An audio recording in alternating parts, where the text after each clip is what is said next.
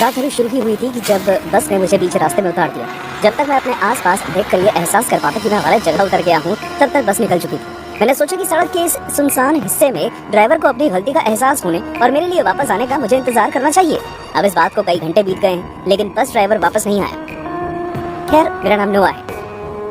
मेरे फोन की बैटरी काफी देर पहले ही खत्म हो गई थी। हवा पहले से और ठंडी होती जा रही है। जैसे जैसे मैं चलता रहा, वो और तेज और चुभने वाली हो गई। अचानक मेरे सामने रोशनी चमकी और उसके बाद क्लास की घंटी बजने लगी। उस रोशनी ने दूर किसी प्रकार की अंधेरी रचना को रोशन कर दिया। वो कोई ऑफिस या किसी और चीज की बिल्डिंग हो सकती थी। मैंने तय किया कि मैं वहां जाऊंगा। सड़क से हटकर और गिरी हुई बर्फ के रास्ता तय करते हुए मैं उस बिल्डिंग के दरवाजे तक पहुंचा।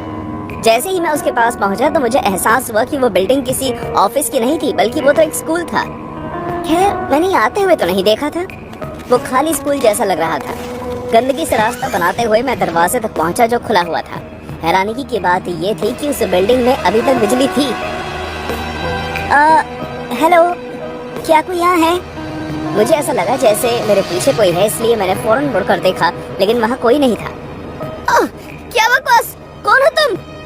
तुम्हें यहाँ नहीं होना चाहिए। डरावने चेहरे वाले एक अनजान आदमी मेरे सामने खड़ा था। उसकी नजरें बहुत बुरी थी। मैंने कभी भी किसी के भी मुंह में इतने सारे दांत नहीं देखे। उसके शरीर से बहुत ही गंदी बदबू आ रही थी। और फिर मेरी नजर उसके पैरों पर गई। उसने जूते नहीं पहने हुए थे। उसकी खौफनाक उंगलियां कीड़े मकोड़ों की तरह फड़फड़ा रही थी।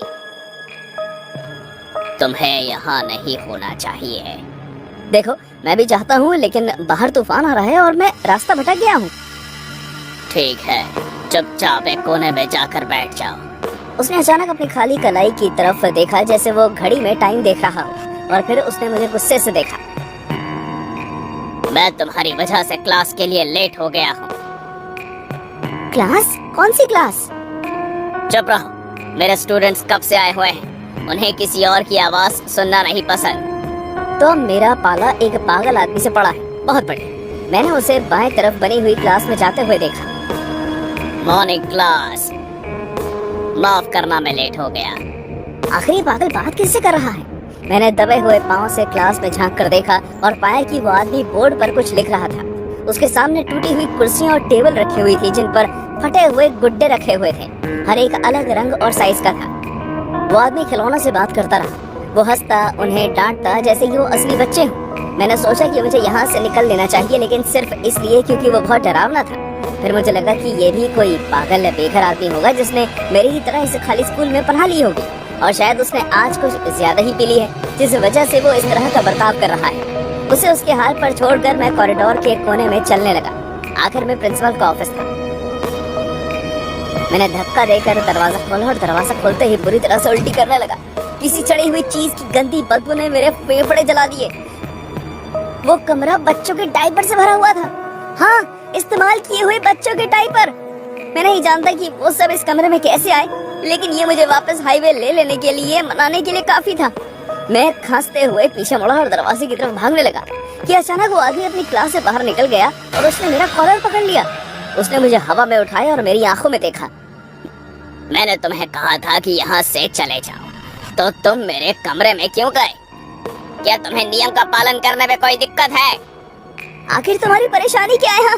छोड़ो मुझे, वरना मैं। उसने मुझे हवा में छोड़ दिया। मैं अपनी छाती के बल जमीन पर गिरा और मुझे घुटने में चोट लग गई। फिर उस आदमी ने मुझे मारने के लिए अपनी टांग हवा में उठाई। मुझे गंदे बच्चों से सख्त नफरत है। गंदे बच्चों को सजा मिलनी चाहिए। इससे पहले कि मैं वहाँ से हट पाता, उसने मेरे हाथ पर अपना पैर जोर से मारा। उसने दूसरी बार भी निशाना लगाने की कोशिश की, लेकिन मैं घूम गया। मैं अपने सूजे हुए हाथ को लेकर खड़ा हुआ। देखो देखो देखो, मुझे माफ कर दो, बस मुझे जाने दो। मैं कभी यहाँ वापस नहीं आऊंगा। तो अब तुम्हें जाना है, लेकिन अब बहुत देर हो चुकी है। मेरी क्लास अपना काम कर रही है और तुमने उन्हें बीच में परेशान किया है। वो मेरे ऊपर कूदा। मैंने भागने की कोशिश की, लेकिन उसने मेरा पैर पकड़ लिया और मुझे प्रिंसिपल के ऑफिस में घसीटने लगा। तुम्हारे डायपर बदलने का वक्त आ गया है। चिंता मत करो, मेरे पास बहुत से साफ डायपर भी पड़े हैं।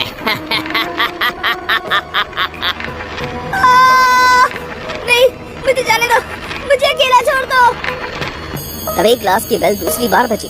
वो आदमी बीच में ही रुक गया। उसने मुझे छोड़ दिया और एक बार फिर अपनी अदृश्य घड़ी की तरफ देखता रहा।